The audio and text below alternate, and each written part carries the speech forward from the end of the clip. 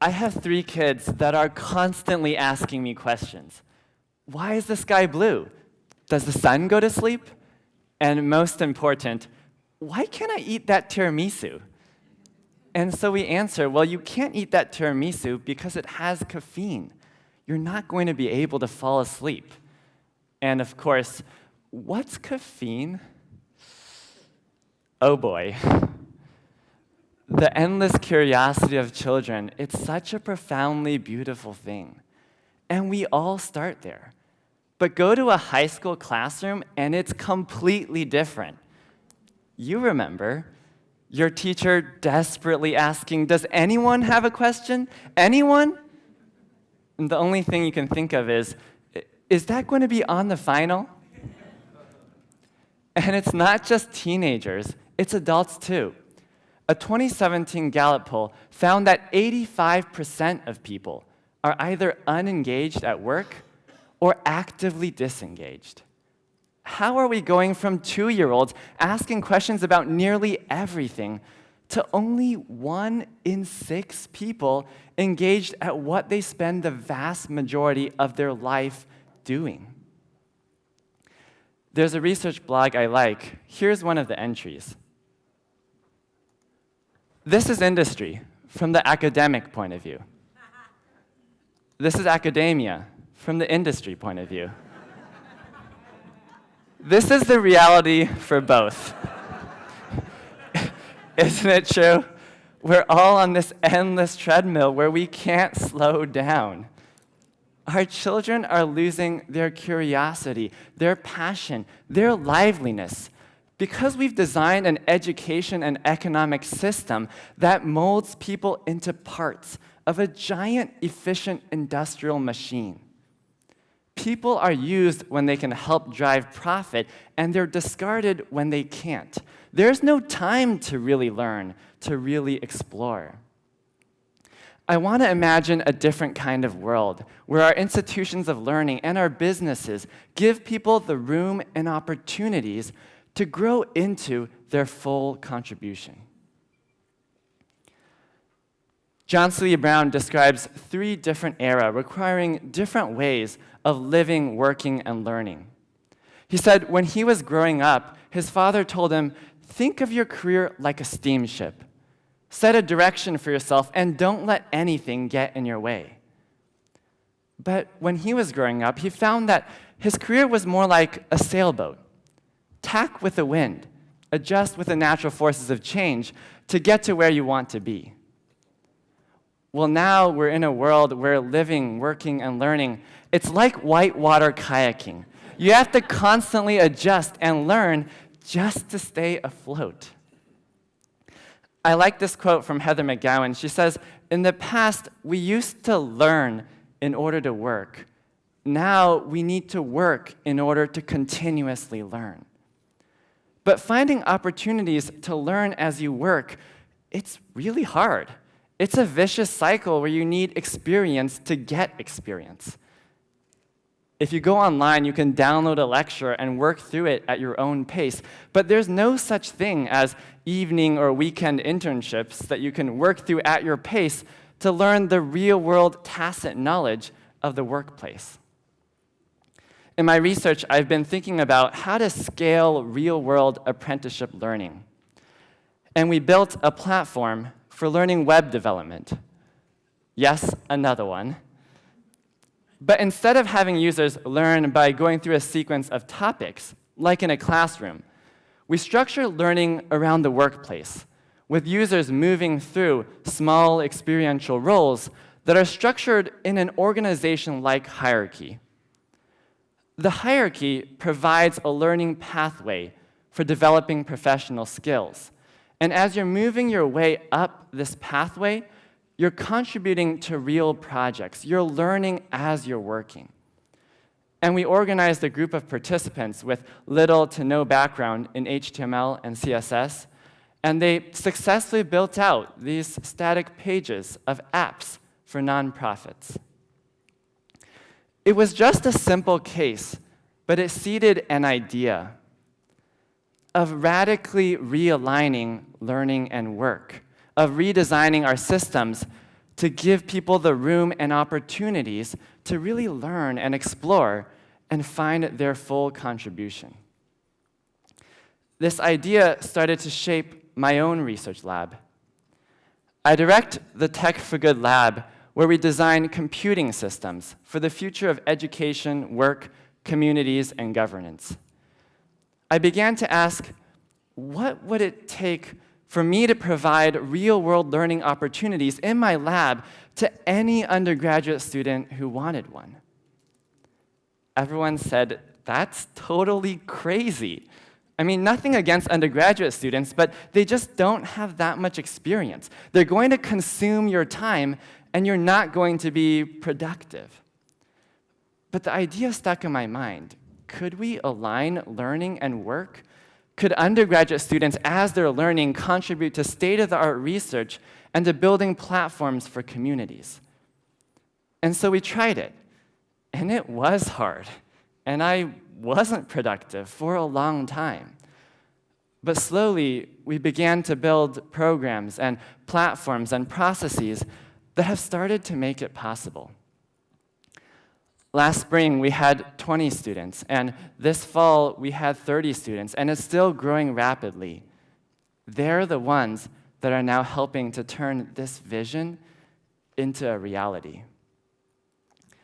The senior that I squeezed in last minute this quarter, I later found out he had been looking for a project-based experience ever since freshman year and could never land one. He was so happy to finally be part of a team.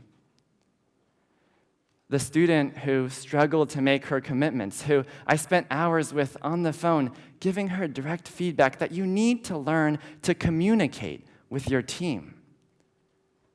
I later found out she was struggling with bipolar. She dropped out from school for several quarters, but continued in my lab.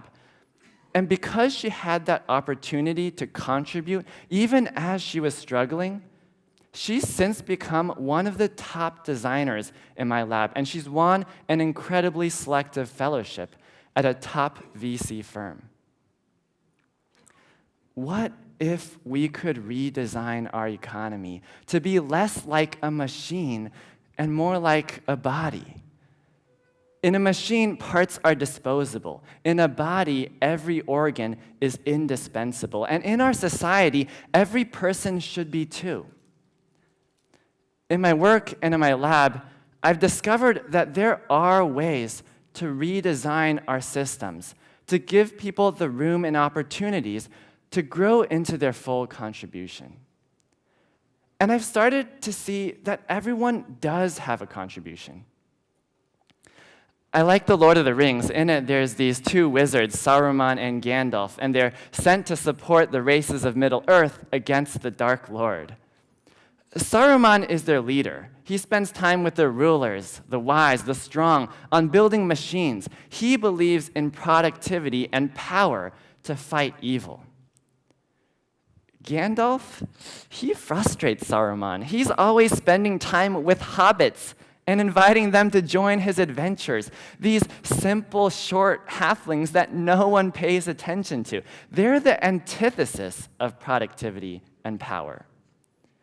You see, Saruman is all about building the machine, and Gandalf, he's all about building up individuals. And in the end, Saruman loses hope in all his efforts, and he becomes just like the enemy. And the hobbits, they're the ones that end up bending the arc of history in really unexpected ways.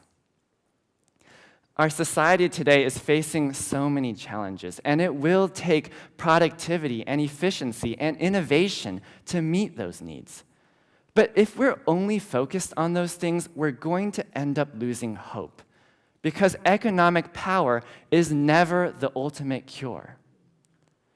On the other hand, if we believe that every individual plays an important role, and we seek to support them in growing into that role, that's going to make all the difference. And I think that productivity, that will follow too. There are 16 million college students in the US alone. That's 16 million names and stories and dreams. just like the students in my lab. But only 10% of them will find an internship each year. Imagine if all 16 million of them had the opportunities for real-world learning, and not just during the summer, but throughout the school year. Imagine if they could experience engineering or design or entrepreneurship and do it in the context of supporting social innovators and nonprofits working on issues like climate change or homelessness. These issues in our society will never be served by our financial markets, but maybe that's the opportunity. An opportunity to redesign education away from that endless stream of exams in a classroom and towards a community-engaged experience with society itself as a one-room schoolhouse for real-world learning. This is our system now. You go to school, you go to work, you retire, and engage in a community. This is my vision. A system where education, work, and social innovation are all intimately integrated. What does hope look like for learners and workers in a whitewater world? Once my daughter was asking me questions as usual, and she said, "Dad, what's a slave?" And so we told her, well, a slave is someone without freedom. They get worked and worked and worked until they're really, really tired. And Liana said, "Oh, like Daddy." I thought that was so funny because for me, it's the complete opposite. I love every minute of what I do. For many others, it's not funny at all. That's their experience. You see, it's not working hard that's the problem. It's when you don't have something to work hard for. When you don't have the opportunities to grow into who you were meant to be. We've been talking about redesigning our systems, but we're not there yet. So what do you do as an individual in the current system? Maybe you're one of the 85% of people who don't feel engaged at work. Maybe you feel a pull towards something else where you see your contribution, but you don't know how to get there. I want to end by sharing 2 lessons that have been helpful for me for thinking about how to navigate in a whitewater world. Authenticity and alignment, 2 A's. Authenticity is where it starts. You can't adjust continuously when you don't know your center. But I don't mean follow your passion. I mean defining who you are and what guides you, where you want to go, and the values and principles that underlie it. I found that when you do that, you'll start to find that there are people who want to help you get there.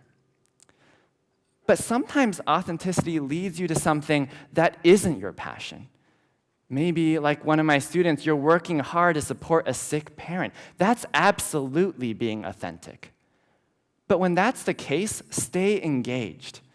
Many people think you need to have a vision before you engage. But Tina Seelig teaches us it's actually when you engage that you begin to envision. And as you engage, find ways to align your time.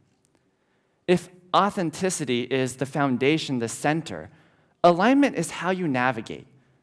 Let your manager know what your goals are and adjust every minute of your time when you can to align your work to the goals that you have.